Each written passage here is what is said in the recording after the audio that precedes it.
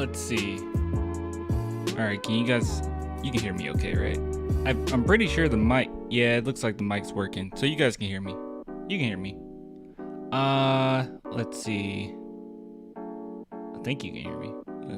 We can hear you. Okay. All right. Let's see. So let's go ahead and get started. What's up, everybody? This cord is really bothering me. I really need to figure out how to make it look neater. All these cords all over the... Well, I guess that looks better.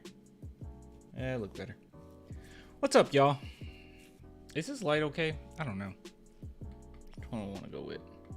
Let's go with dark blue. Yeah. I want to go with dark blue. Should I do it? Let's do it like that. Cool. What's up, Ernie? All right, let's see who's in the chat right now. Hey, Tim. Hey, Mateo. This is a really random stream. Or yeah, it should have been yesterday, probably last night. I wasn't really up for it though. Wemby will average 27 points per game. That's insane. I'm actually shocked how many people. Nope. My cat's thinking about coming up here again. As soon as I start talking, she's like, "Oh, okay. Is it time to?" Nope. Nope. Nope. You go lay on the bed. You can't jump up here. She's like trying to find a way to get up here too. No. Don't play with me. I'm actually shocked by how many people believe he'll average over 22. I feel like if I asked this a few weeks ago, no one would say this. I remember talking about this on chat or with chat one day, months ago. And I thought that he would average like 23. That's what I was going for. And quite a few people were like, "Oh, you really think he'll average as much as what Keldon?" And it's like, yeah. Cause I even said that Wemby was the best player on the team, like right now, like easily. Oh, cause your cat knows it's the star of the stream. Yeah, she does. She does think that. How's work going? It's going okay. All right, let's see. Cause we got quite a few things to go over, quite a few reacts, a few things that people have sent me. But let's see. So I don't recall exactly what these things are.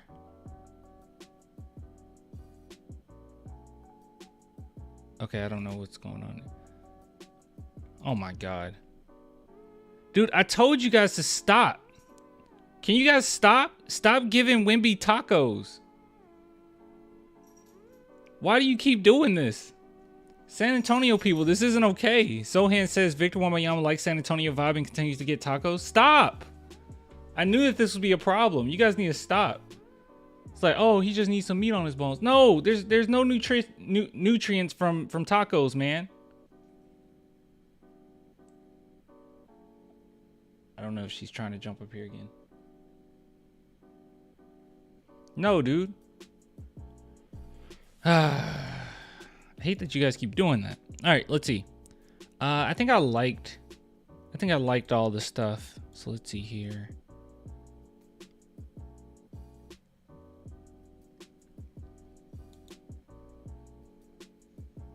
Bald Derrick, he had something to say. Oh, let me change this to. Oh, it's on my Echo Dot. Hold on. Let's put it on my headphones. There we go. Cool.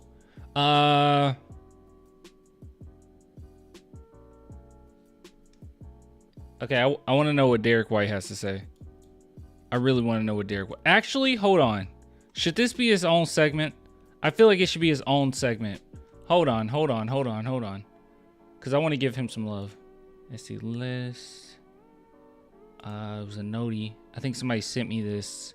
Let me see if I can find it.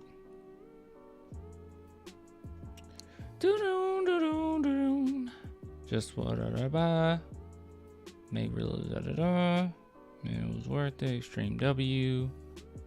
Sorry, I'm looking through. I know somebody tagged me in something, and I thought about talking about it, but I wasn't 100% sure. I know they tagged me. Why didn't I like it? I know I could find it. I could just find it. Hold on. I got an idea.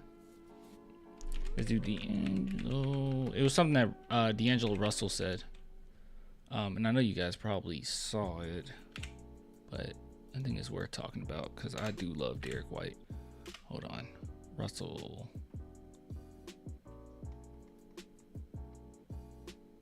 D'Angelo. Hold on. D'Angelo. How everybody doing that's entering the chat? What's up? What? You found a Wembanyama shirt at Ross for $12? Hold on. Ross Wembanyama jersey. You think I can find it online? Where's Ross? Does Ross even sell anything online? They have to, right? Let's see. Ross dress for less. Okay, I don't think it's gonna work. Oh gosh, I gotta put in the email. Yeah, I gave up already. Oh wait, no, hold on, I'm good. Hold on. No, these are directions there. I don't care about directions there. Found in store. Yeah, no, never mind. You can't do it with Ross, huh?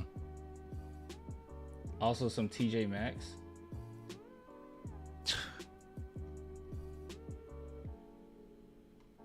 Let's see. Gosh, why is this so hard to find? He had just said it. Let's do Derrick White.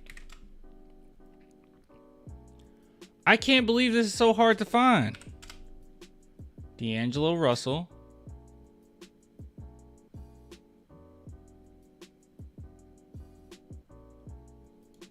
Oh gosh. I feel like it's gonna be copyrighted.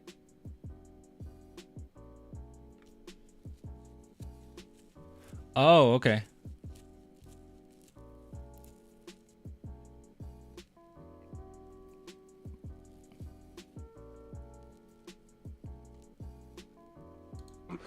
I'm not using preseason as pre. Okay. Here we go. All right, we got some stuff up now. It took me a minute, but I found it. Hey Daniel.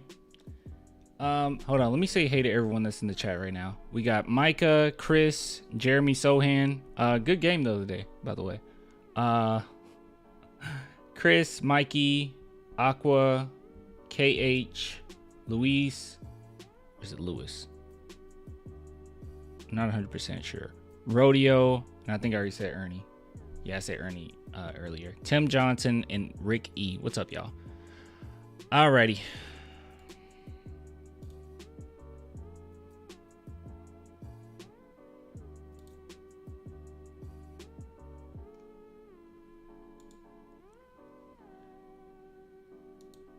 All right.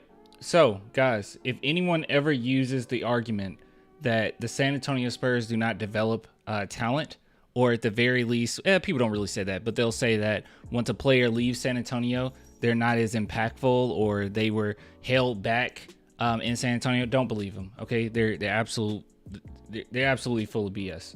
Okay, and this is proof. So here's D'Angelo Russell talking about Derrick White, which I was actually really shocked to even see that D'Angelo Russell, out of all people, would mention Derrick White. It just seems so random, just really random. But yeah, so let's listen to what he had to say about Derrick. Yeah, I mean, this is a situation where you can kind of control your own destiny, you know, and that's how I'm preparing. Don't want to get in trouble. I'm not using preseason as preseason. I'm using it as the first few games of the season. So that's just my approach. If I look crazy doing it or picking up guys full court, diving and doing all that, that's what I want to be. My inspiration has been Derrick White. I want to be Derrick White. He doesn't get a lot of credit for what he does. Makes all the winning plays, and that's who I want to be. People hated when I said that D'Angelo, oh my gosh, Derrick White was the best defender on our team for a while. Like, I genuinely felt that. When DJ went down and Derrick White took over as the starting point guard, dude, he was guarding everybody. Like, it wasn't just that he was guarding guards. I mean, they had him guarding basically the best player. There were times that he was on LeBron, and obviously LeBron can outmuscle him, but he got him on occasion. Like, every single play, every single game, he was showing so much effort defensively, and he's just so crafty on both ends of the floor. And I feel like he was not given enough credit even in San Antonio. Like, a lot of Spurs fans were happy with the development of Derrick White. DJ went down, and they were like, oh my God, he's so good. And then the next year when DeJounte Murray came back, I did not understand how so many fans were on board with Derrick White coming off the bench at that point. I didn't really understand that. I was like, he literally put that team on his back at times the season prior. To me, he wasn't just a backup point guard. To me, he wasn't just like the second player next to DeJounte. I felt like he was just as good as DeJounte, just in a different way. Like, while DJ might be a more effective scorer, I thought Derrick White as a player was just overall, with other things that he does, better than DeJounte Murray. So I felt like they kind of evened out as far as what type of players they were. But there were a lot of Spurs fans that were okay with that. And I didn't understand that, especially with how good he was the year that he was by himself. Like, he was really good. And statistics might not show it, but hey, just like Jeremy Sochan, he's not going to be able to get a lot of credit in the future because stats just aren't going to show like what he's capable of. But anyways, so then Derrick White responded to what D'Angelo Russell had to say about him. And I'm not going to lie to you guys, I hate his new look. I really hate it. I hate the bald look. I don't know. I thought it would grow on me. I made the joke like earlier, not earlier, but like late last season when he was in the playoffs. I was like, oh yeah, he's Michael Jordan. But yeah, now that he actually cut it, I don't know if I like it so much. But yeah, let's go ahead and listen to what he had to say. Yeah, I mean, that was cool. I was kind of shocked when I woke up and my boy sent me the D'Angelo Russell quote, but especially someone that's done so much, an all-star in this league, it was cool to hear. And I mean, JJ, that's my man. Shout out to him. And I don't really focus too much about top 100 or whatnot, but it's cool to have that recognition from some great players. Were you surprised you were on the list? Not surprised? I mean, that's just kind of how my life has always been, so not really surprised.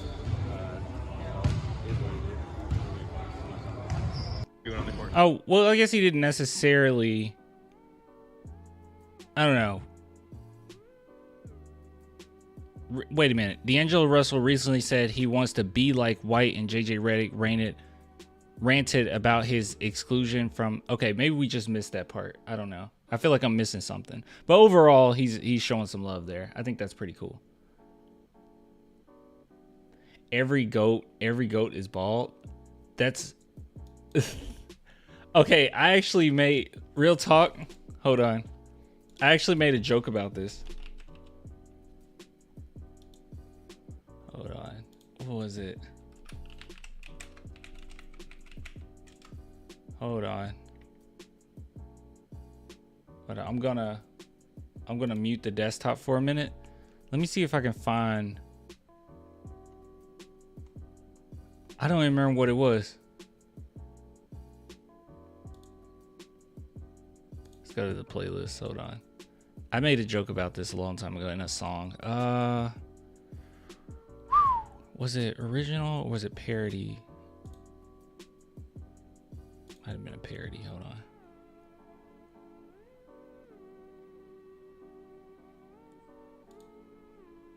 Was it this one?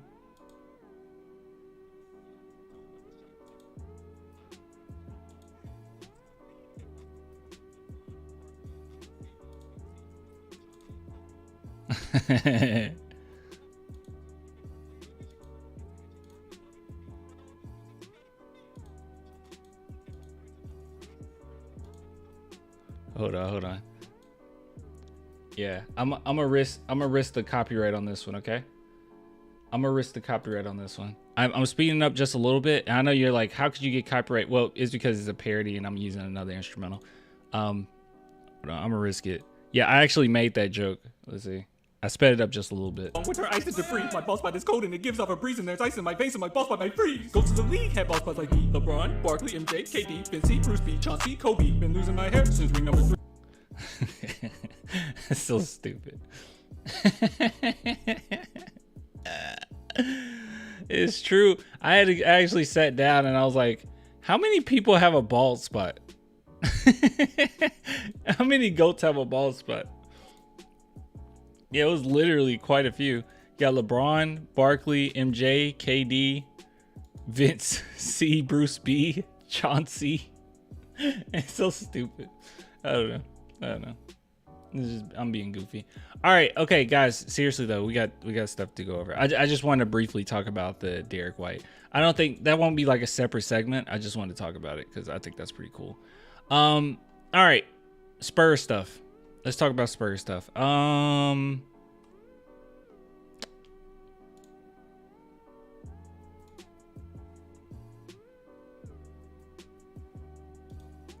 is it? Here we go.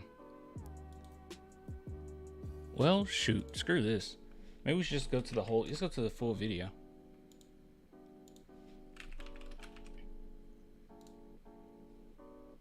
Let's go to the full video. All right, guys. I don't think that we heard Keldon Johnson speak for a while, right? Like, we haven't talked about Keldon for a while.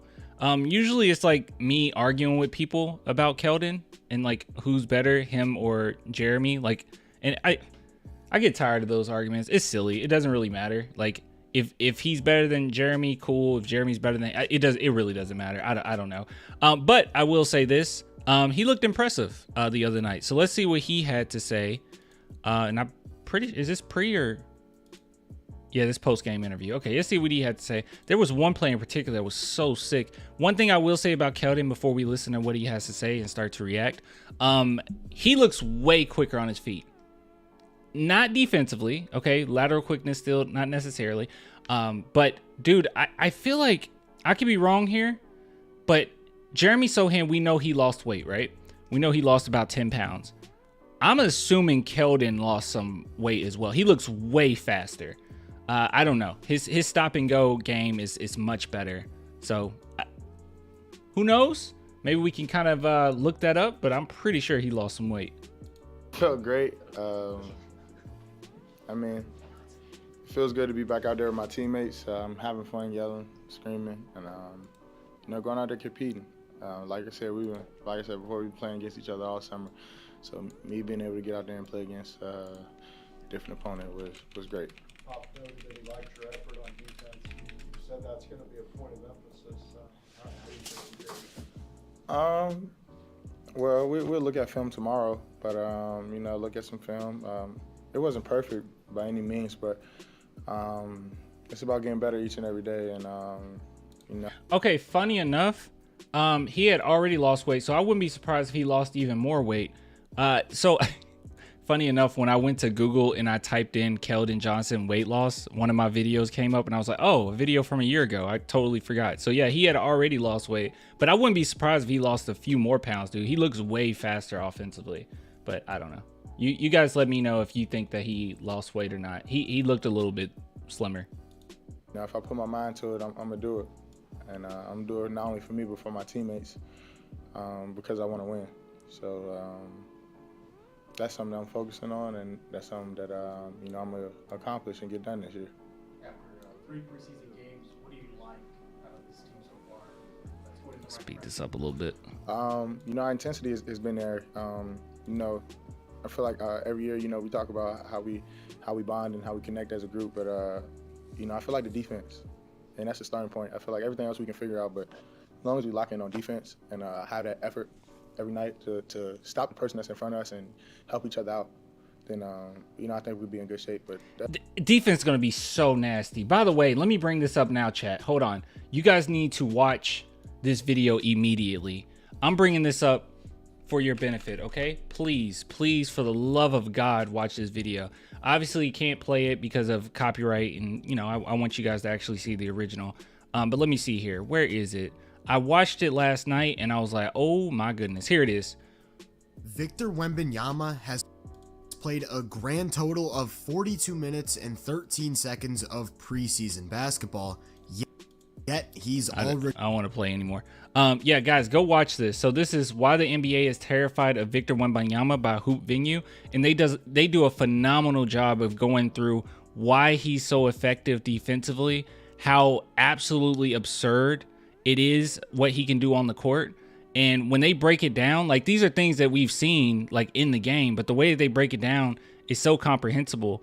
And it really is mind-boggling. Like, it makes no sense. So, yeah, go check out their video. Like I said, Hoop Venue, Why the NBA is Terrified of Victor Wembanyama. And I really do believe his self, just his presence alone, will make the entire team better defensively, okay? Just ridiculous. You can gamble a little bit more. And what makes that so cool to me is Devin Vassell, he loves to gamble. Like, that's his thing. He loves to gamble in the lanes, okay?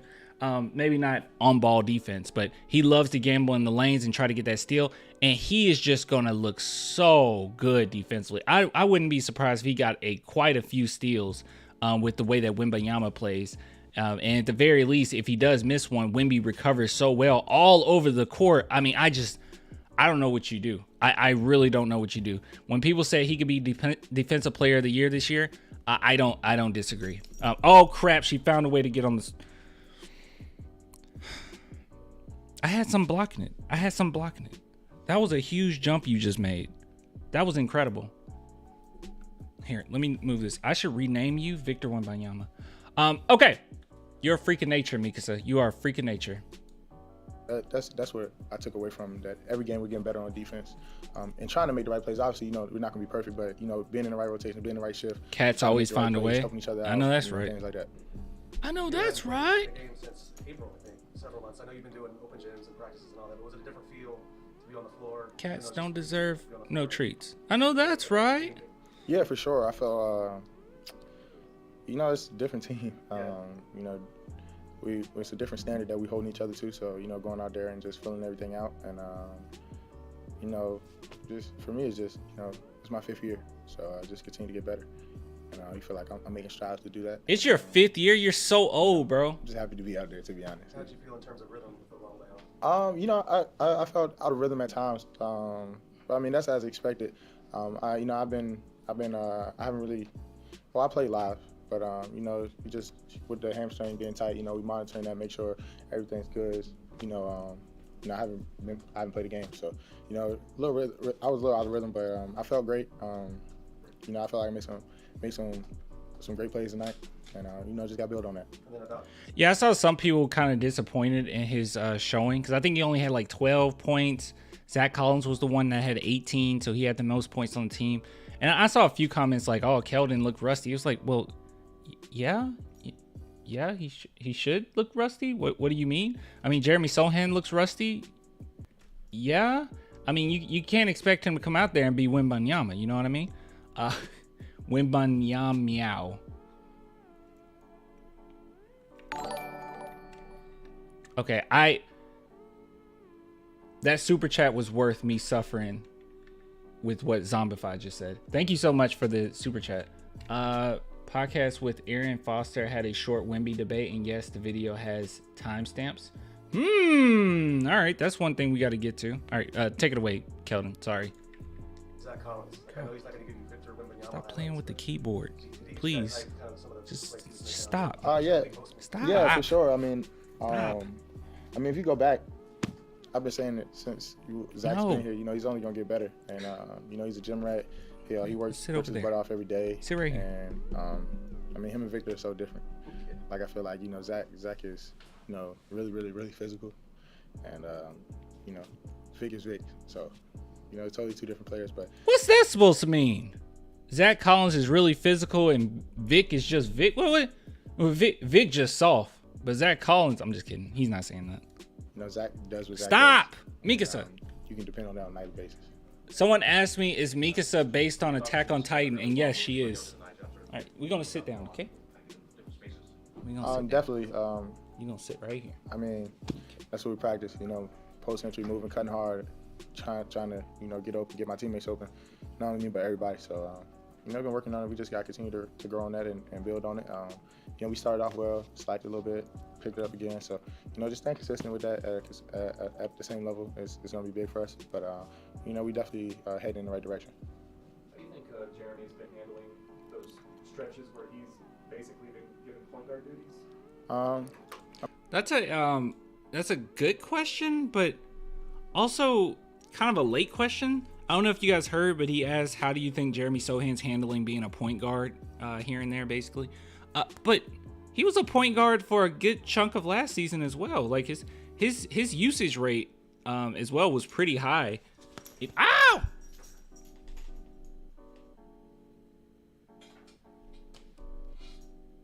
What was that for?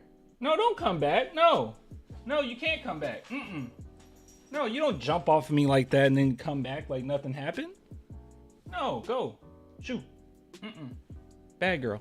But yeah, I don't know. He used no, stop. She's walking away now. Good. But yeah, I don't know. This seems like a late question. I mean, he's point guard for a big chunk of last season as well. I don't really understand. I mean, I'm proud of him. I feel like something totally different than what he was used to last year, and it's gonna be ups and downs. It's gonna be a learning curve, but I mean, I think he's doing a great job, and I think he's making the right strides in the right directions to handle those things. You gotta remind him to go get the ball sometimes. I mean, on misses, we kind of, whoever gets the rebound, we kind of push it and play from there. But I think he's doing a good job, and we continue to encourage him and support him and let him know like it's not easy being a point guard. Like that's one of the hardest positions to be on the court. So and that's it. Just be there for him, support him, and have his back through the process. Just gonna ask what you thought of Doug taking that big charge. That's a winning play. I mean, it's what Doug does. He's a winner, making winning plays, and dude, Keldon is always so uninterested in these, and that's fine. Like, it's completely fine. But you could just tell, like, he's just saying things. Like, you get nothing from this interview. He's just saying things, and he's the same way when they go out at certain places too. Like, if you watch them go to a museum, he's just kind of there. Like, and that's fine. That's cool. Like, it's whatever. But I don't know. I just find it so funny. He's just like, dude, I do not care about whatever we're talking about right now. I don't know. I don't know. I just saw the comment. Should put a cat bed up there. I really should. I should put one like right here, so she can actually lay on here. Is it me or does Keldon look thicker?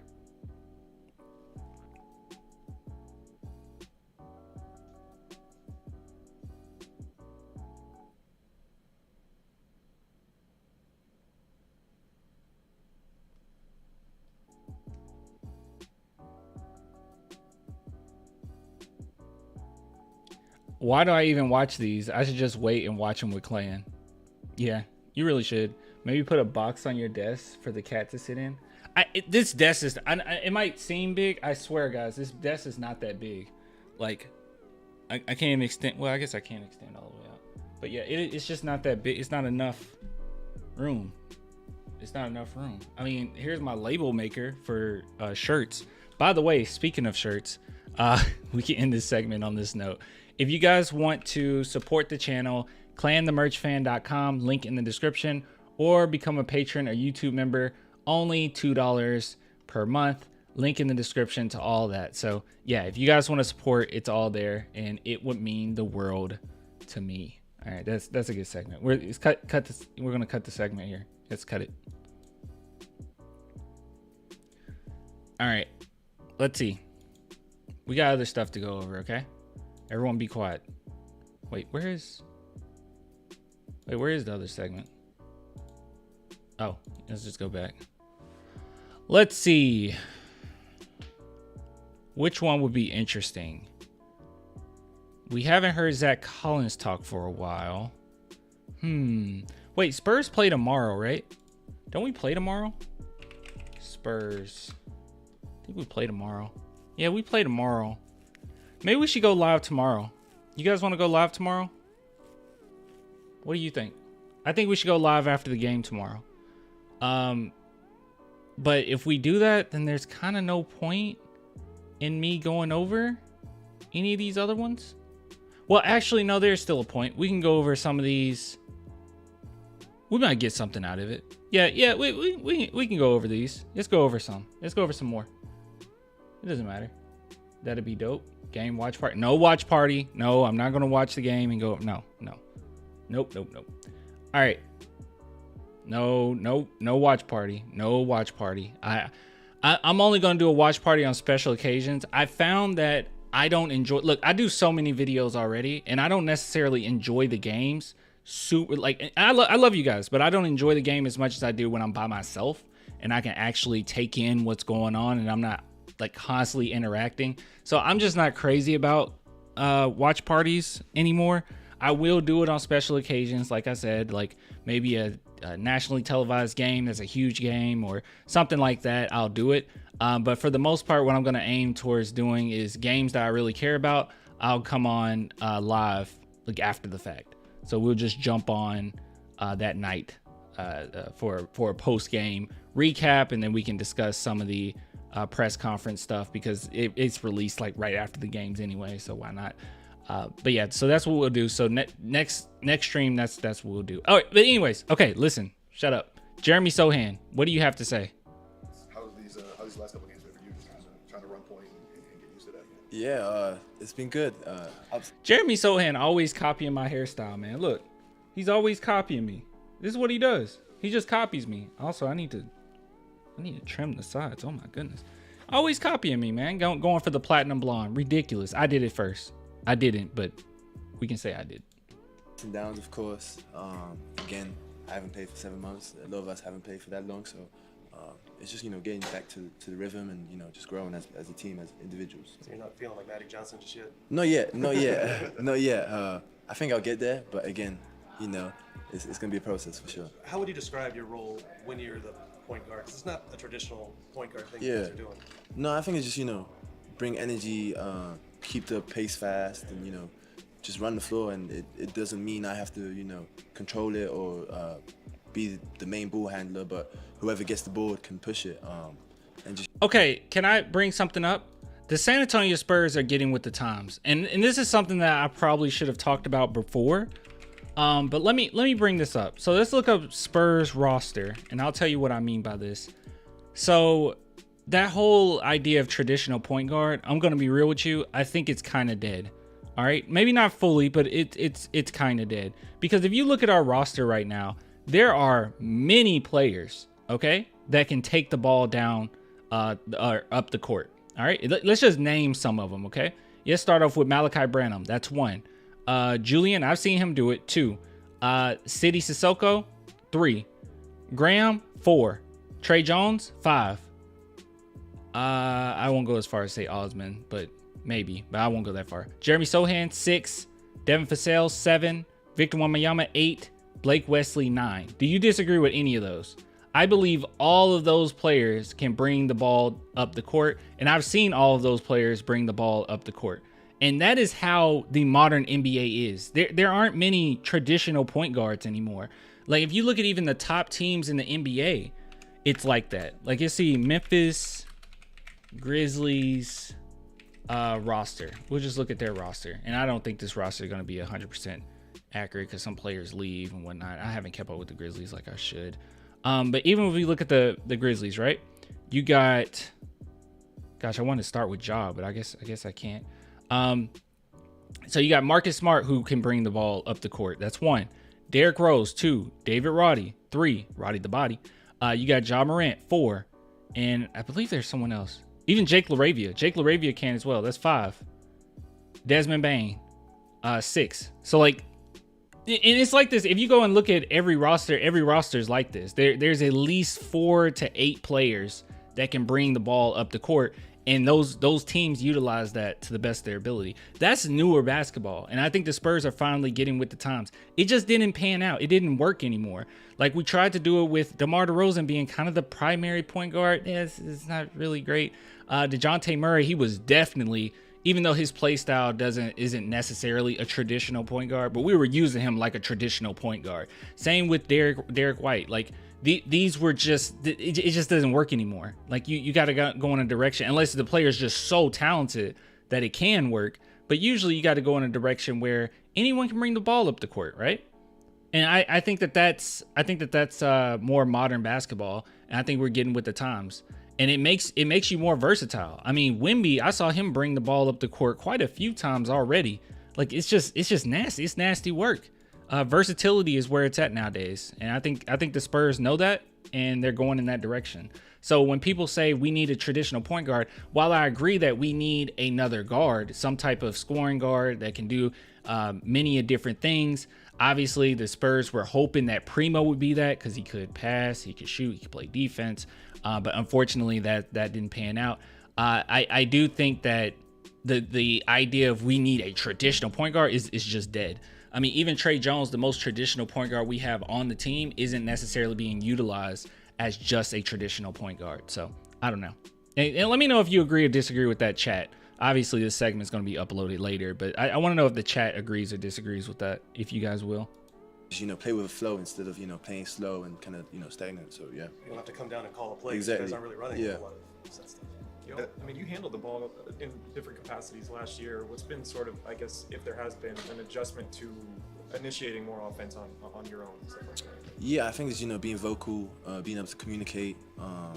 Sometimes, don't get sped up too much. It's important to, calm down when people pressure me. And yeah, just, getting used to it. It's a little different from last year. But yeah, we'll see how it is.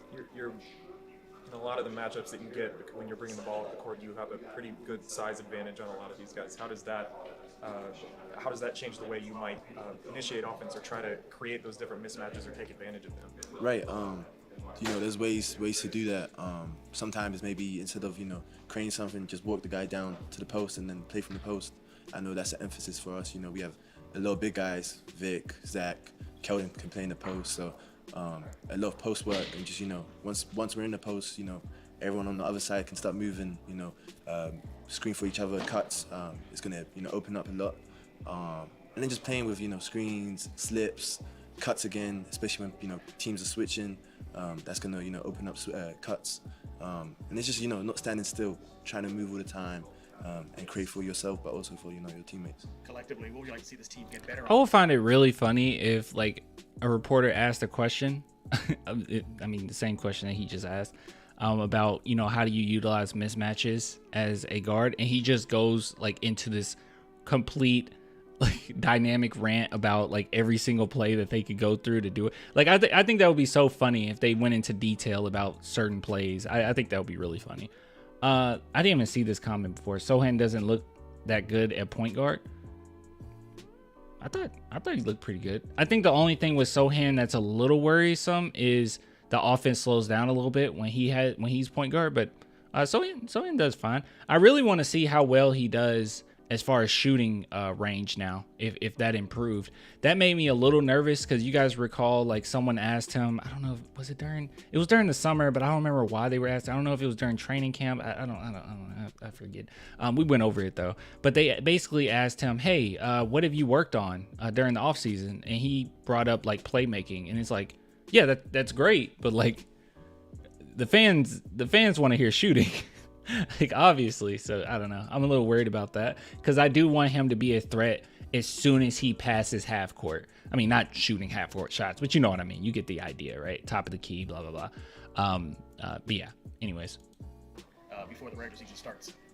Yeah, I think as always, defense, just communication, playing hard.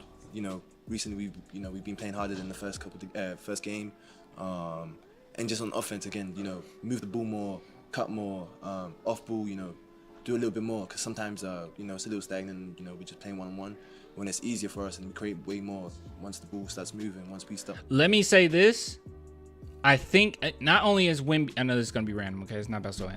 Not only is Wemby the best player on the team right now, day one, I also think he's the best off-ball player day one as well. I don't know if you guys, like, realize it or notices it. He's absolutely ridiculous when the ball isn't in his hands. He's constantly trying to find the open spot. He's constantly making things happen.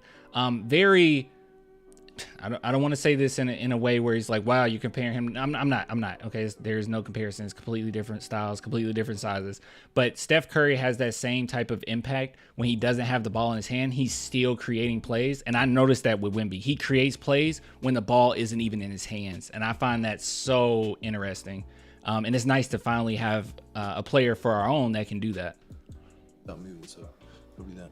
Played the Rockets 3 times in, like, the span of a week and a half. Like, do you see that as a rivalry that could build throughout the season and the seasons to come? For sure. You guys are kind of in the same boat. Nah, definitely. I think there already is a rivalry.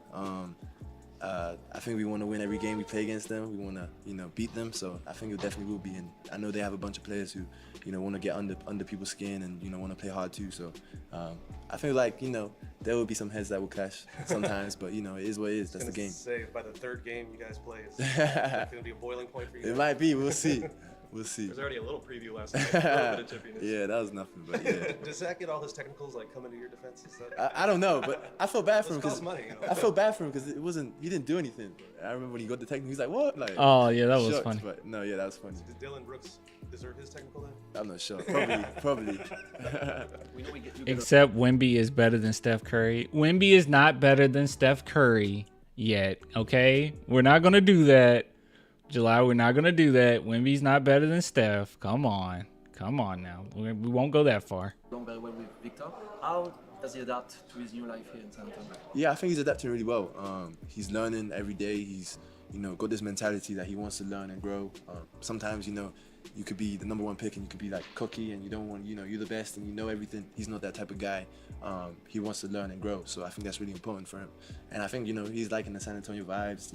I've seen him eat tacos. I've seen him, so I think, it's been good for him. How'd you get him to do And by the way, that's absolutely accurate. I know you guys recall when we were talking about Don Barlow saying that he was even shocked by when Wemby came in during Summer League to practice. He was asking him all these questions. And he's like, bro, you're the #1 overall pick. Why are you asking me, Don Barlow, undrafted? Hello? You want to learn from me? I found that very interesting. I didn't get him to do that. Yeah, he just did that. Yeah. Was it an exact copy of one of yours? Or? Nah. Kevin Harlan yelling Wembanyama. I can't even say it the way he said it. He did his own thing. You think Keldon will be able to get him on a horse? Maybe. Yes, Wemby's playing tomorrow. Probably. Keldon's crazy. Yeah. I don't know if there's a big enough horse. You brought up the defense a little bit, going back to the basketball stuff. How does having a big lineup like you guys are able to put out there, does it give you an opportunity to change that? If Wemby's better than Curry, then why aren't there any Curry murals in San Antonio clan? Yes. Interesting.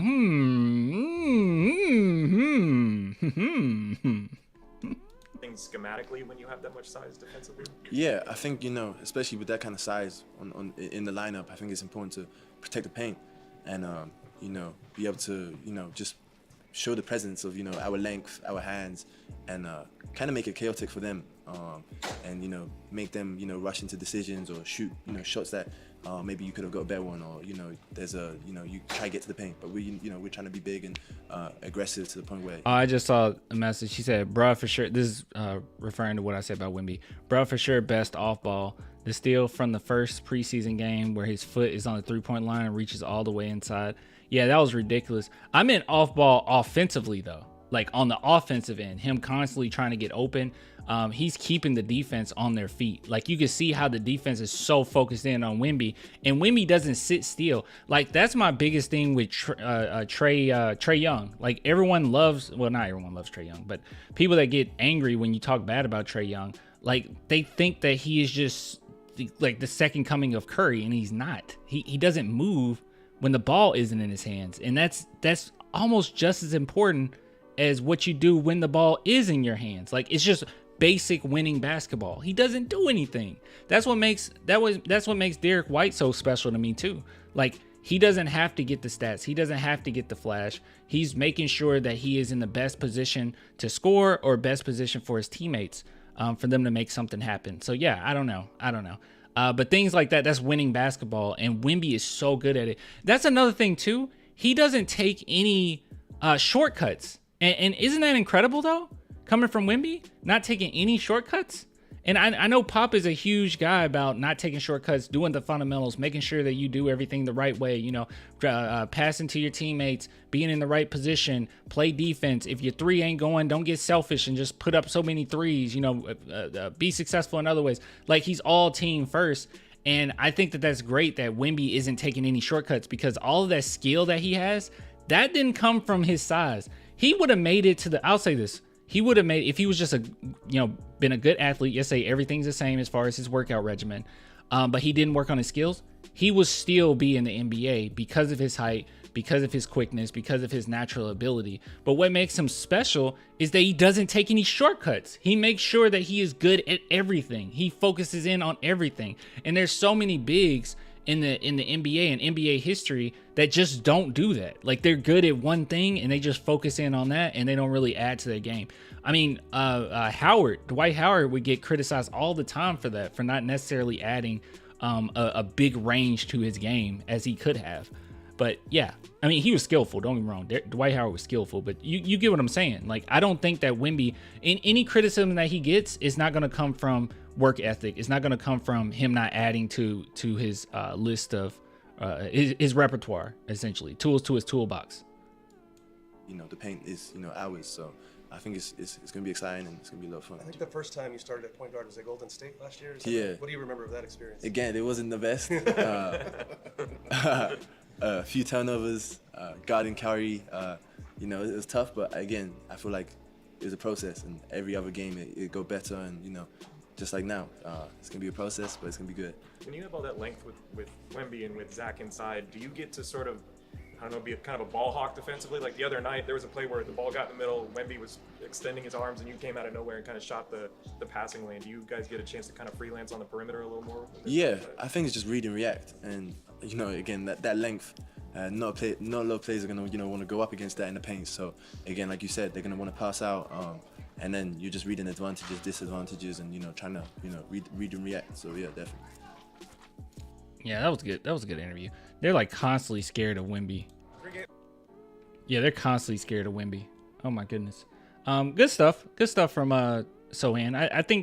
I think the most important thing here is to think about how the San Antonio Spurs are being as versatile as they possibly can. And as far as having a traditional point guard and being worried about, is Jeremy Sochan the point guard of the future? I mean, he can be, but I think that those days are essentially over. Like, I think there's going to be many different players that's going to take the ball up the court. I mean, shoot, you can even see it with you can see it with all the teams that make it to the finals and are deep into the playoffs. And I think the Spurs know that, and they're going in that direction. I mean, shoot, they were trying to find a unicorn type player for a while now with Luka Samanic, but I mean, we got our alien. So, anyways, that's we're gonna cut the segment there. Good stuff.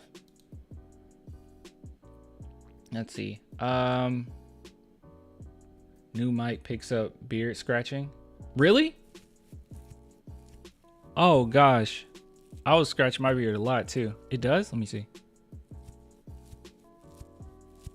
It does. I didn't realize that. All right, is there anything else that we should go over, or should we call it? We weren't on that long. That's crazy.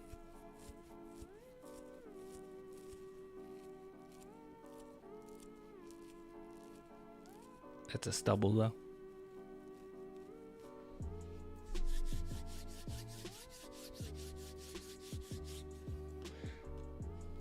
That's crazy. I hope it doesn't, for that segment, I hope it doesn't pick up too bad. All right, what are we going to talk about? Let's see. Let's see if there's anything else that's worth talking about.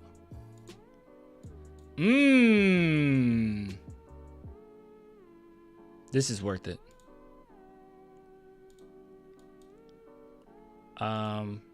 I don't know his stats for this game though. Let me see. Spurs stats. Here, you guys can travel with me. Let's go to schedule. And we'll go to the Miami. Well, no, not the Miami game. The Houston game? Because did he play? Why did they even ask him about him? No, he played, didn't he? I think I remember. Let's see.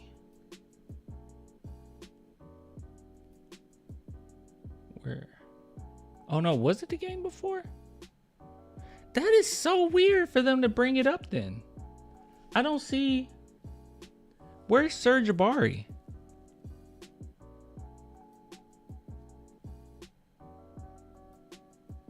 Serge Ibaka isn't even on this list.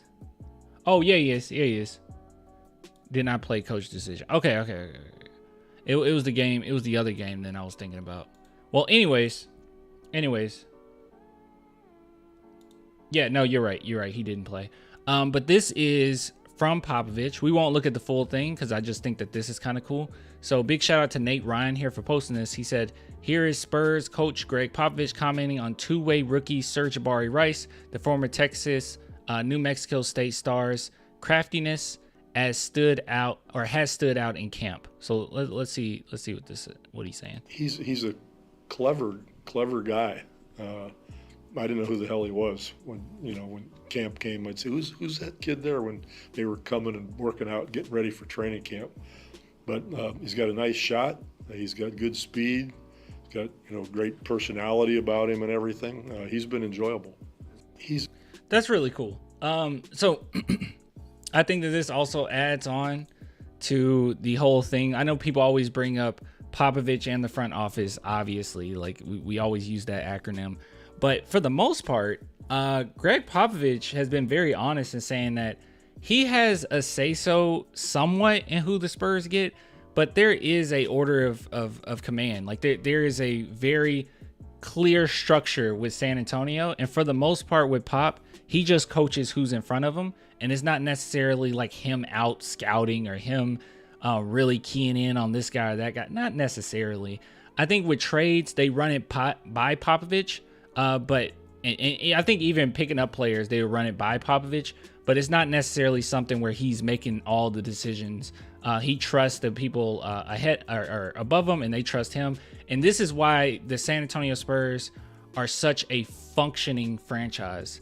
And this is also why my Dallas Cowboys suck. This is why I hate them so much. I should be an Eagles fan. How much I hate the Cowboys. Like me and the Eagles fans, we're like this, son. We're like this because I hate them, okay? Their front office is god awful. When it comes to Jerry Jones, it's just dictator Jerry Jones, everybody else running line. And then the Cowboys fans just do the same thing every single year. Let's blame Dak. Let's blame whoever's the quarterback on the team. Let's not look at the front office. Let's not look at literally the guy that's been the common denominator for the past 30 years. No, it's Dak's fault, right?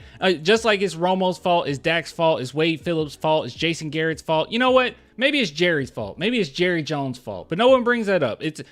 People believe that if Dak just had these many more touchdowns, we will win. No, we're going to always lose until Jerry Jones is gone. It's Jerry Jones. Jerry Jones is the problem.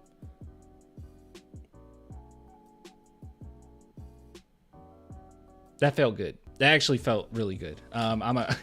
This is why I love the Spurs, because they don't let me down like this. Anyways. But yeah, so Serge Ibaka, I really liked what I saw, especially in the first game. I don't think he had like a lot of points or anything like that. Let me make sure. I think it was just like a couple plays. But man, that pump fake is so deadly. The fact that he just got in the league and it's already working. I think it was against OKC, right?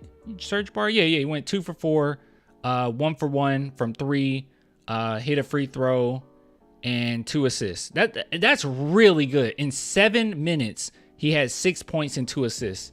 He had a +9, plus minus. Really impressive stuff. And I think that later down the line, he's going to be so deadly next to Victor Wembanyama.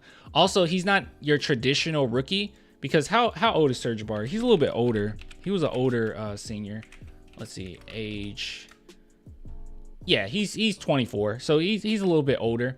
But I really do love what I've seen from him, and I think that his craftiness is just okay. I will say this. Okay, this is a bias that I have. I have a huge bias with guys that are crafty like Serge Ibaka. Like those are my type of players.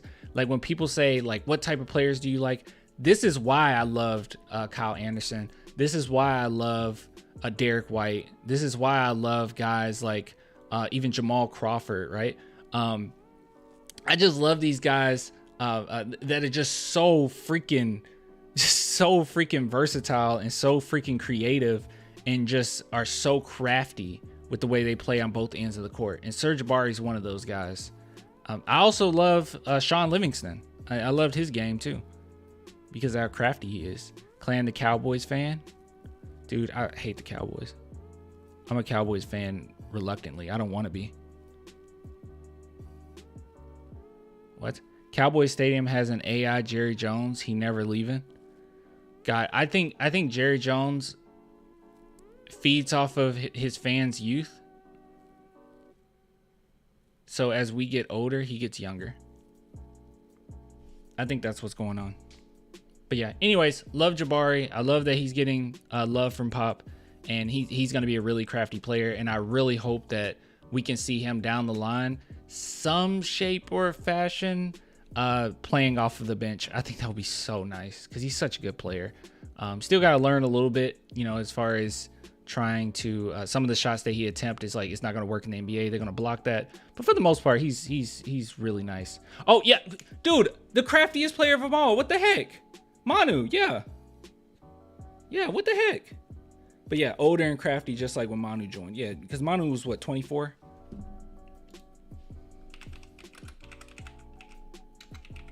We'll type in Manu Ginobili stats, and then we'll know how old he is. If you go to Basketball Reference, I think it shows it. Here we go. Oh, he was 25, actually. He wasn't 24. Yeah, 25. God, what a great career. 25. Yeah, you guys are right. I thought it was 24. But yeah, 25. Good stuff. Nice stuff. Any other thoughts about Serge Jabari? I know that people don't really talk about him that much. I'm not even sure if we... I don't know. No, we didn't. I was going to say that we went... Did we go over Serge Jabari for the draft? And I don't think we did. We didn't go over Serge Jabari, Rice. So we're just now figuring out who he is as well. Hold on. The chat's going, but it's not coming up on my screen because I can't see it. Hold on.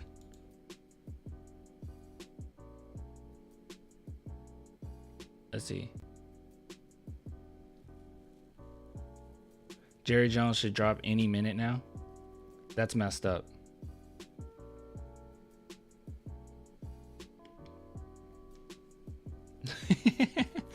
Hook 'em horns. Yeah.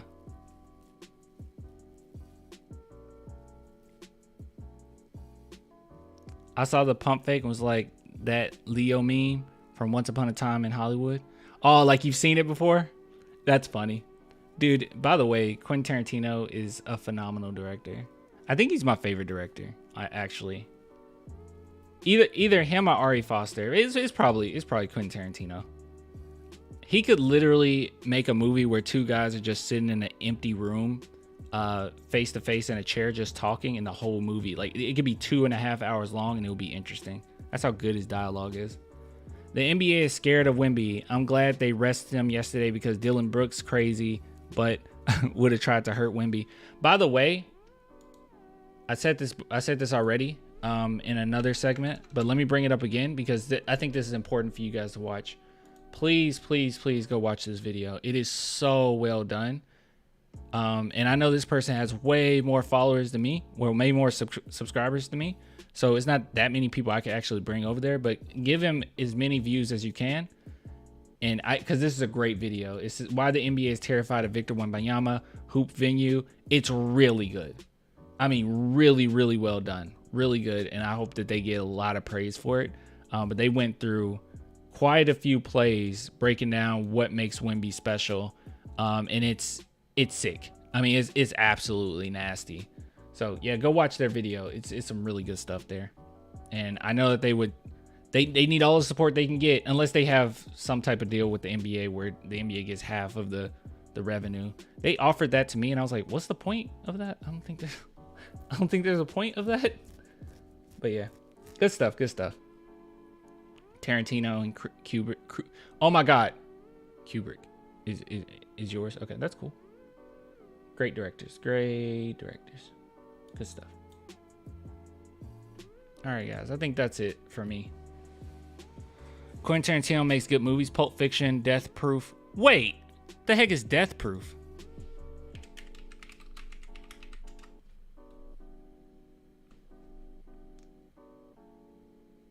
(2007) What is this? This wasn't directed by Quentin Tarantino. Shut up. I never heard. Hold on. Let's do Rotten Tomatoes. I can't even find the Rotten Tomatoes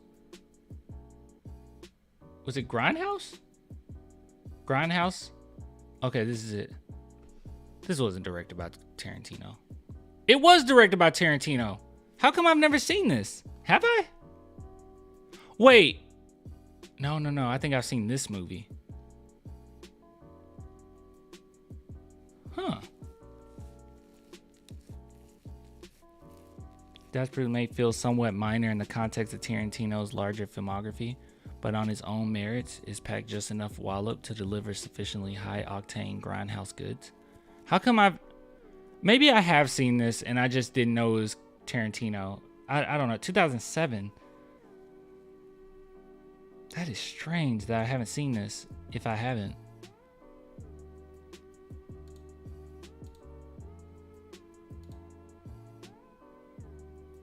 I had to have seen this movie. Death Proof is a horror movie. Rosario Dawson.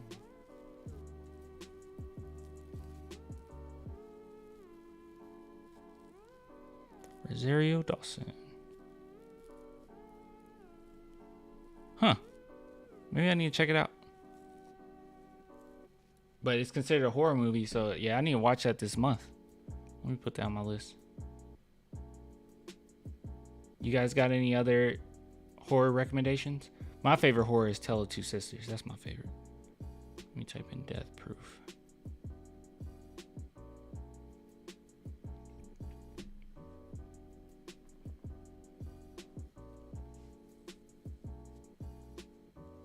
What's that? Death Proof. Hold on. So, gosh, I can't see it because I need to end this. Let's end this poll. Then I'll be able to see it. Cool. All right. Let's see. What did you say? Grindhouse had both Planet Terror and Death Proof together. Death Proof is a horror movie. I read that. Death Proof is why I don't put my feet up on the dash while riding passenger. Ooh, is it bad? Dude, for real, I won't put my feet up on the dash for the same reason. That's a safety hazard. Have you seen Saw X? Yeah, I just saw it. It was pretty good. It was, it had quite a few cliches in there, but it was way better than all the other Saw stuff they've done. It was the best one since like 2.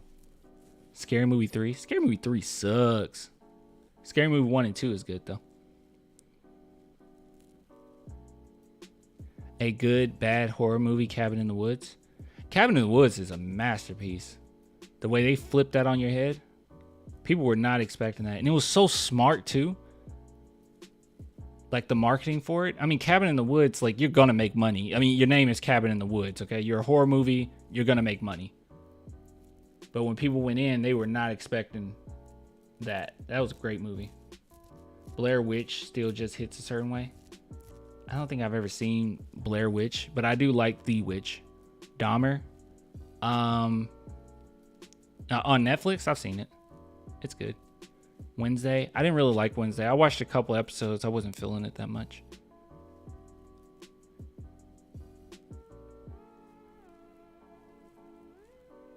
Yeah, Cabin in the Woods, great.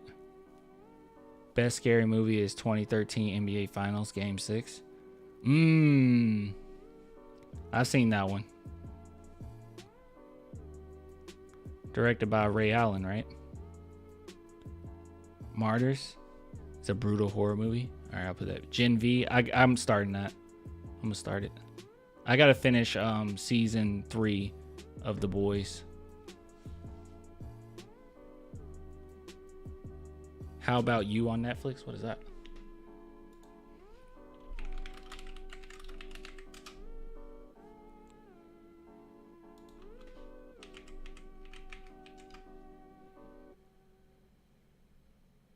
Oh, you're not saying it's not called How About You. You're talking about You, the show. Yeah, I've seen it. It kind of fell off. Maybe season 1 was really interesting. I don't know if season 2 had a hard time gripping me or was season 3. I don't remember. Midsommar. Yeah, I do love Midsommar.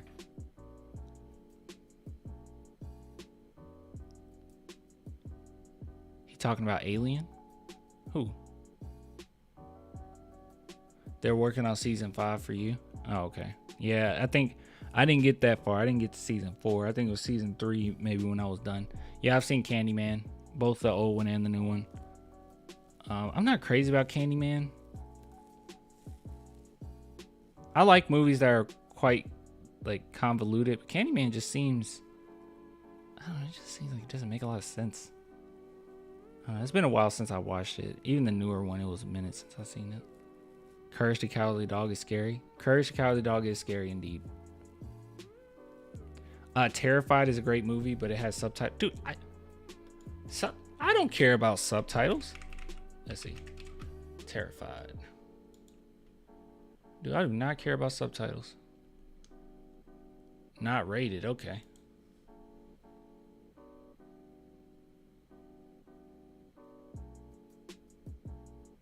What language is that?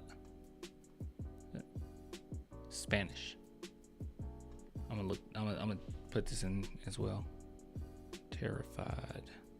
I saw a movie recently called Cam. You guys should check that out. It's on Netflix. I think it was on Netflix. It was on Netflix, on Hulu. I can't remember. But yeah, no, horror movies. I don't care if it's. I mean, movies in general. I don't care if it has subtitles. If it's great, it's great. Parasite was my favorite movie of the year. I like watching horror movies from the 60s, 70s, 80s, 90s, and early 2000s. Two-headed shark attack. That sounds so stupid. Let me see.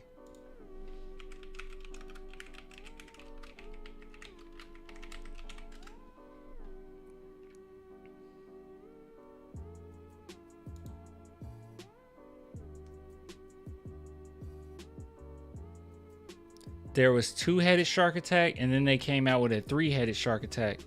But then the audience wanted more, so they gave him a five-headed shark attack. They should do 500-headed shark attack.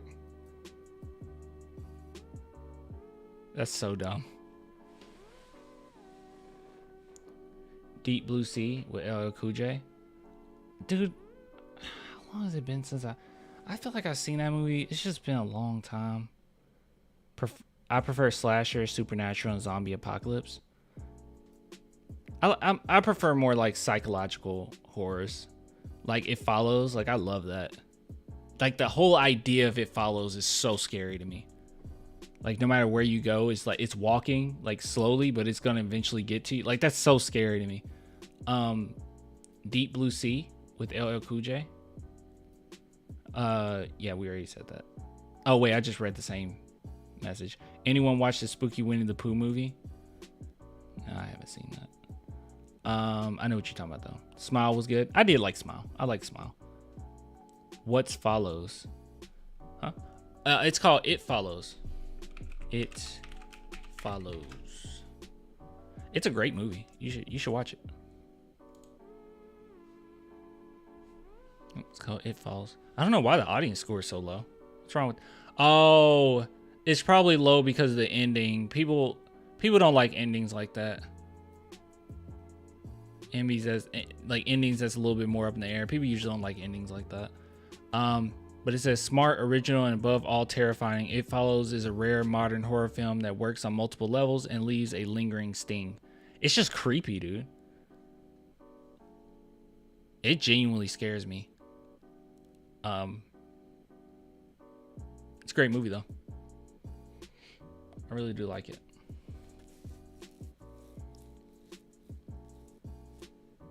Incantation?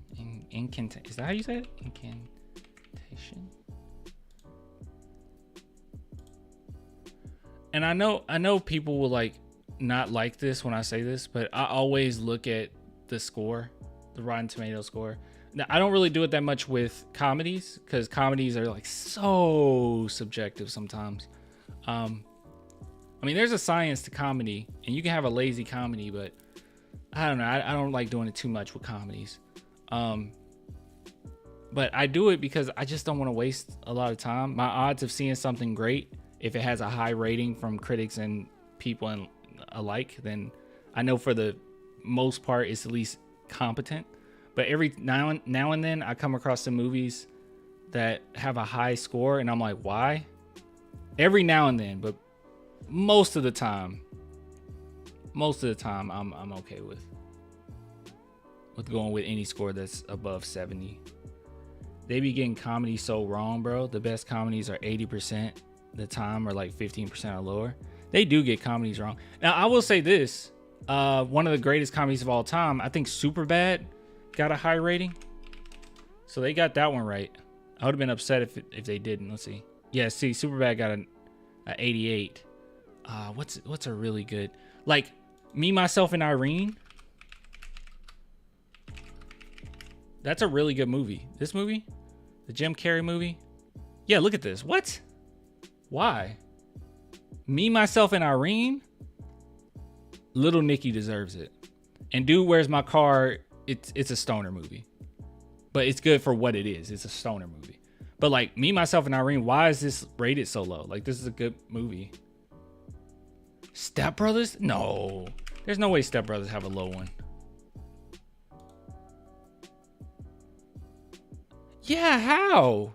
Step Brothers is a classic. Maybe it's a special. No way. Harold and Kumar Escape from Guantanamo Bay has a 52 from critics? How? Hold on. White Castle can't have that. There's no way. White Castle can't be a low rating. Okay. Oof. Okay. That almost scared me. There's no way. Have you seen the 2022 Batman movie? The Riddler character was insane, especially during the interrogation scene. The movie was dark and serious. Yeah, you talking about the Batman. I love Batman. Yeah, that's a great movie. I think it's better than 2 of the Dark Knight trilogies. I think the Dark Knight's still better, but it's better than 2 of the movies from that trilogy. The other 2 movies from that trilogy. White Castle burgers are chewy. They are. Yeah, Harold and Kumar's funny, dude. What about Ben Affleck's Batman? I didn't care for it. I don't think it's Ben Affleck's fault. I think it's Zack Snyder and DC's fault, because they didn't know what they were doing. It's just random. They don't know what they're doing. New Batman couldn't keep my attention. The only problem with the new Batman is it's too long, and they could have cut off maybe 15-20 minutes of it. But I can't really fault a movie like for a creator wanting to keep in his art necessarily. I don't know. I would really encourage you to give the Batman a second chance, because it's genuinely really good. It's the best Batman movie. You know what I mean? Like, all the other ones, it's like, yeah, the Batman's cool, but it's more so like the villains that we care about. So The Dark Knight, I was never crazy about Christian Bale's Batman. But man, the Joker is so entertaining and he makes the movie.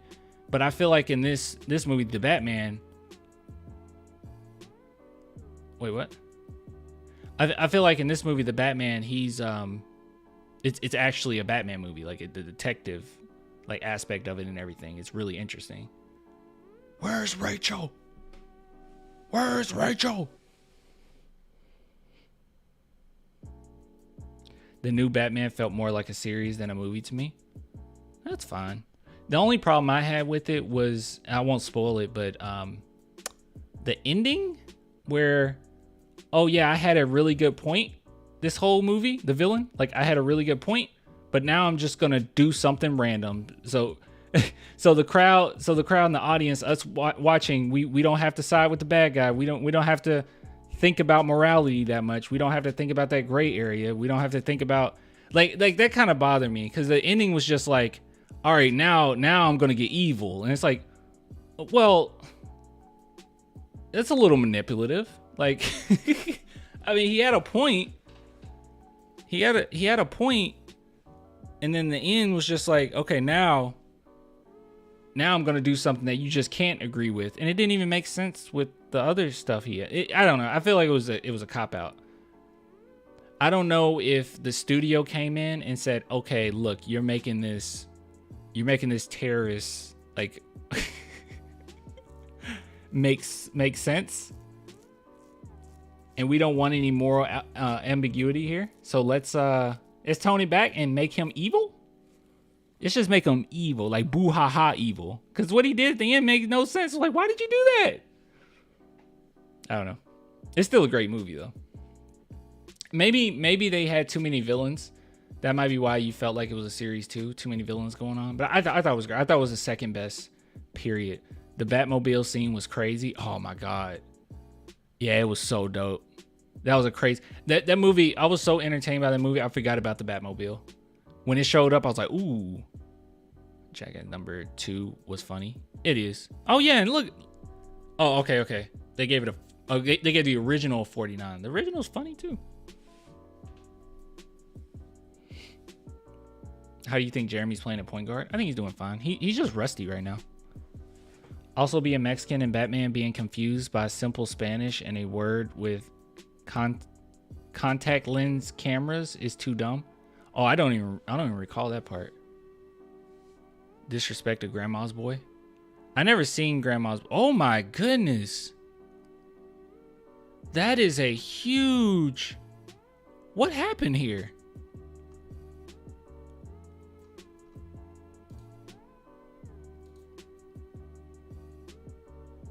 Is that Jonah Hill? Jonah Hill's in this movie? How come I've never seen this movie?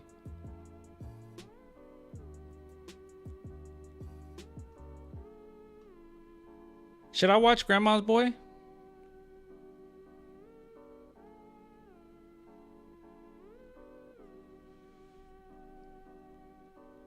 Stoner movie about video game designers? I'm putting Grandma's Boy.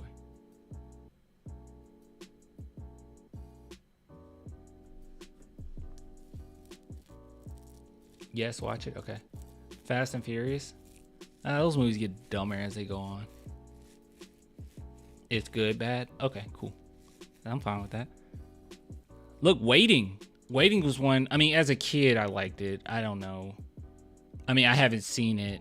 How old was I? Like 10, 11 when I saw this? 12? I was like 12 years old when I saw this. I liked it back then. I don't know now. Waiting deserves more than 30. I don't. It's been too long since I've seen it. It was funny when I watched it though.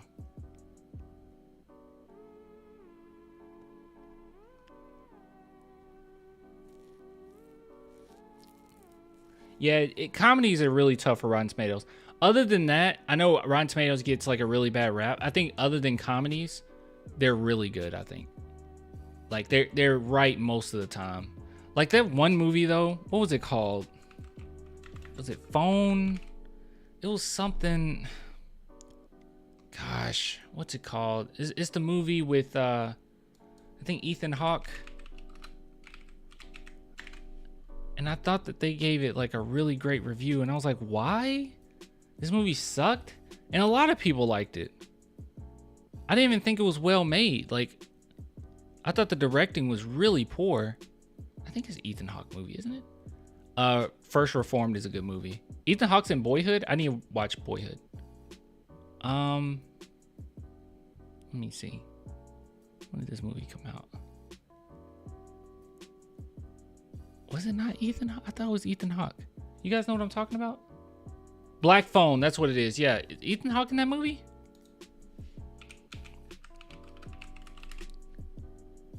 Yeah, it is Ethan Hawke. Yeah, this movie. Yeah, what?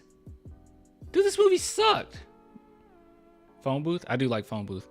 I do not understand why people liked this movie. It wasn't scary.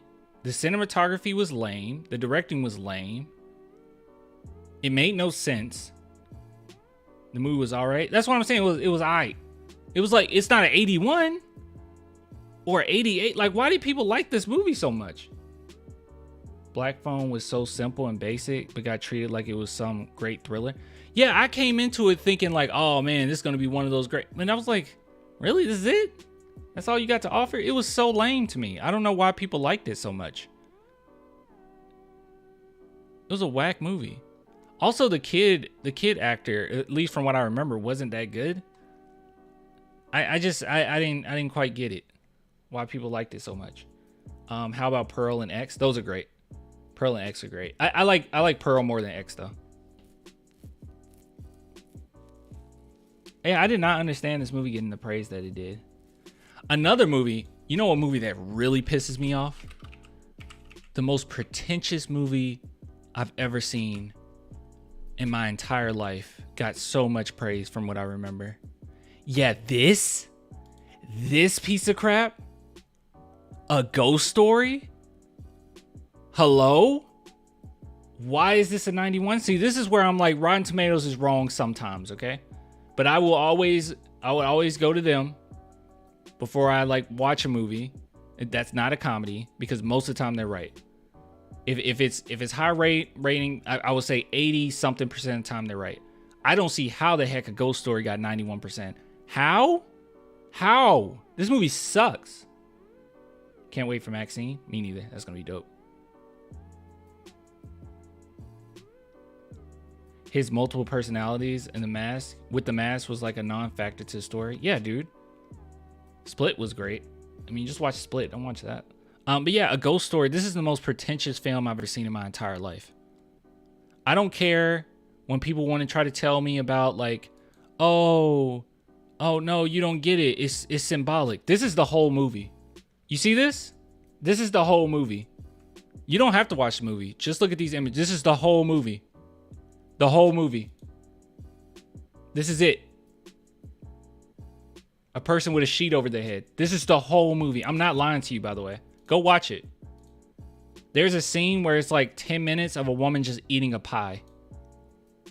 She just eats it. I think it's her. She just eats a pie. The ghost is there. She just eats a pie. She just sit there and eats a pie for 10 minutes.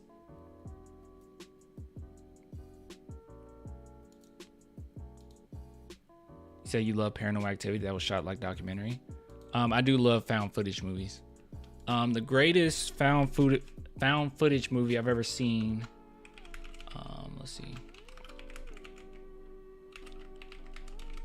I can't remember how to even say it, but it is, yeah, here it is. Gonjiam. This might be the best found footage movie I've ever seen.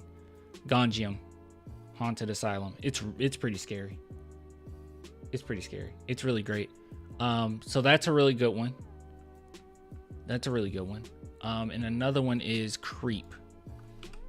And I think Creep is on Netflix. Creep is a good one. If you like found footage stuff.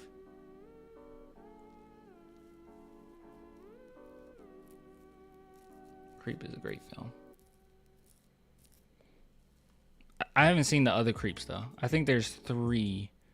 God, this dude is off-putting.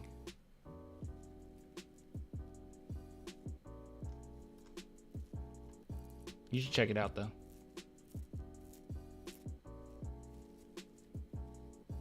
I'll check him out for sure. Yeah.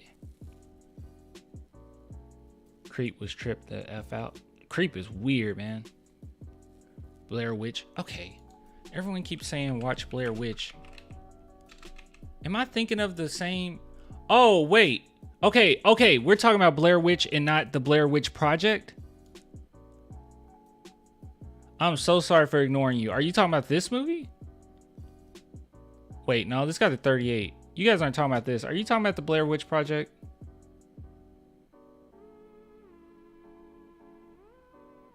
How you feel about Jordan Peele movies? Get Out is phenomenal. Us is really great, but then, you know, it has loopholes.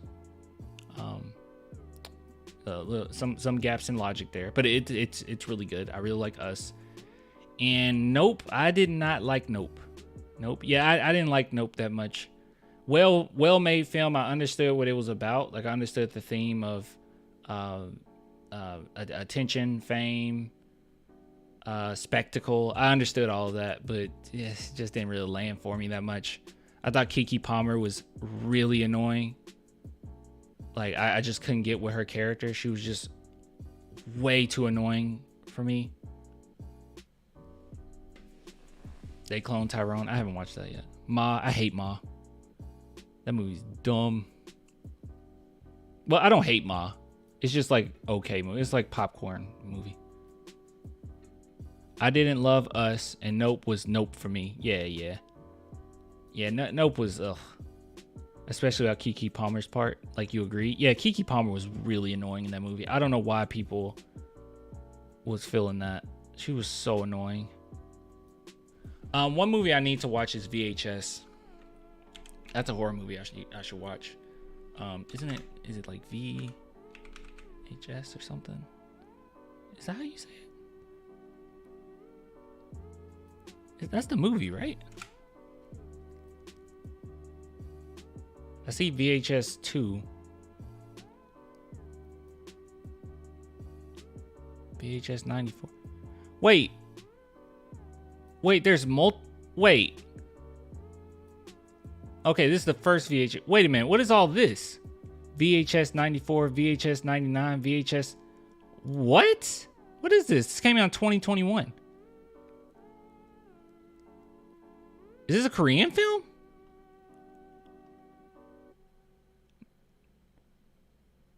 Oh no, I'm just racist apparently.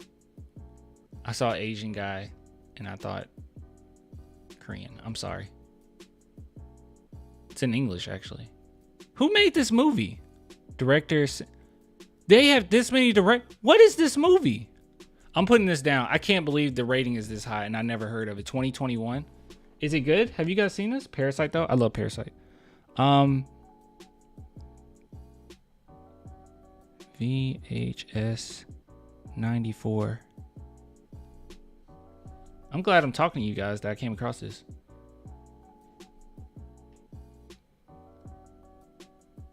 No One Will Save You was okay for an artsy horror movie. I seen it. I wasn't crazy about it. I saw it a few weeks ago. I was just kind of bored. How about Hangover Trilogy? I remember liking the first one, kind of. And the second one, I was like, yeah. House of Wax. I don't know, Courtney. It feels like you're bringing up movies that are pretty popular, but not that great. Well, I don't know. I don't know about House of Wax. I remember House of Wax let me guess. House of Wax came out in like 2007, right? 2005. Okay. I remember going to the drive-in and that movie being on at one of the screens, and I remember glancing over even as a kid, and I was like, oh, that don't look that good. Paris Hilton is in it. Is that Paris Hilton? She's one of the main characters. Yeah, this movie's gonna suck. And the guy from My Cousin Skeeter's in it. VHS 94 without spoilers has a segment that is like Doom game from the monster's perspective. Ooh. Okay. Dude, I can't believe this like VHS thing it's like a full-on franchise. How is this not VHS 85, VHS 99? That's crazy. VHS viral. I don't know if this is any good. Let me see. I'll start with the ones that are really great. That's so cool to me.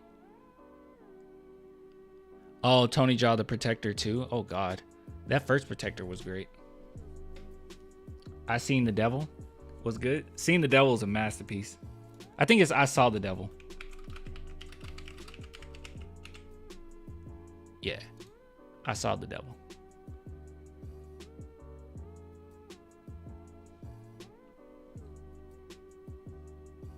That's a great film. I got a movie for you guys. Watch this. But you got to promise not to be mad at me by the time you get to the end, okay? Watch Chaser. Here it is. The Chaser. Watch this film. It's a great film. You'll only watch it once. All right? You're never going to go back to it again. Watch it, though. But I promise you're never going to go back to it again. It's a great film, though.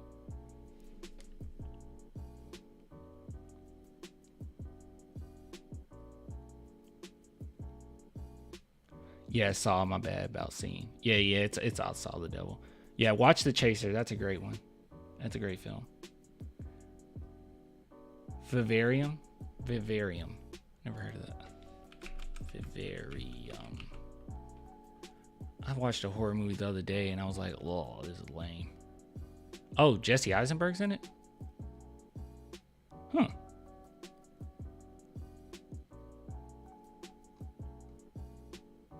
What's the movie that I watched the other day and I was like, freak, what's it called? Not Maleficent. What is it? Meg.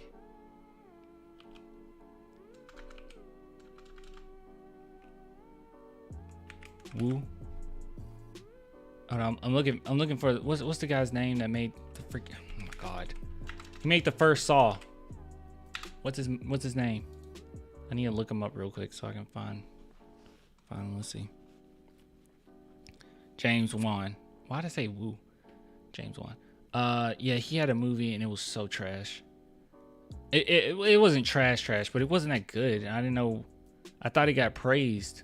Yeah, here it is. Malignant. Yeah, this movie was kind of dumb. Like the last 30 minutes is like really cool action.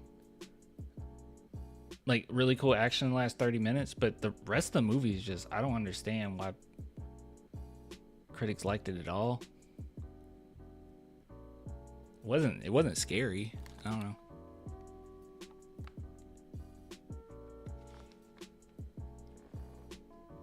I go to Martyrs to see what the score was, and the first result was, is Martyrs hard to watch? Oh gosh.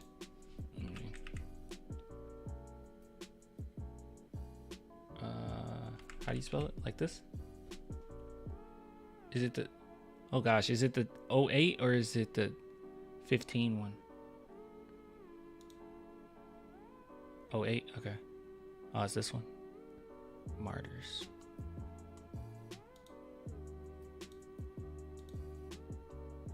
Alright.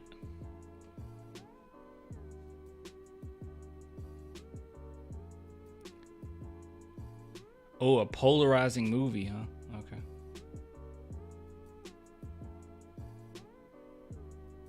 We'll see how I feel about it.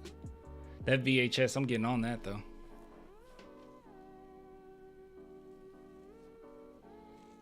Alright, I'm getting off. I'm getting off. We talked about movies for like 40 minutes. Suicide Club, never seen that. Battle Royale's great if you guys ever want to watch that. I know you heard of it. You had to have heard of it. Battle Royale. Okay, it's not 2000. Wait. Which one is it? It's not this one, is it? No, this. Is this it? Oh, this is it.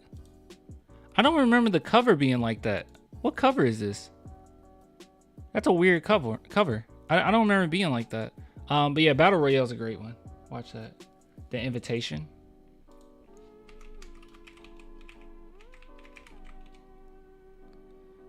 You said 2015.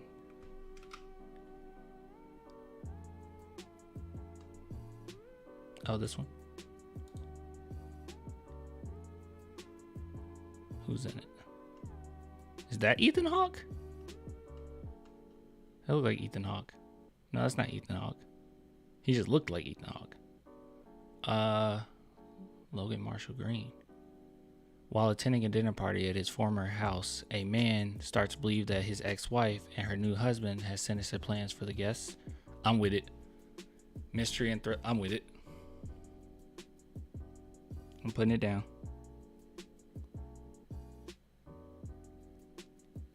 Cool. Nice. Got it down.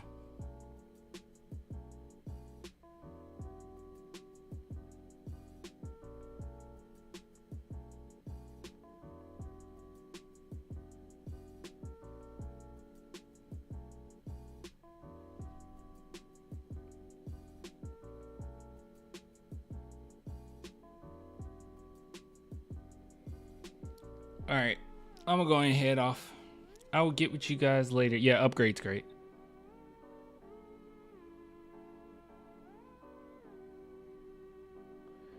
Upgrade's great. All right, guys. Peace out, brother. I'll get with you guys later. Deuces.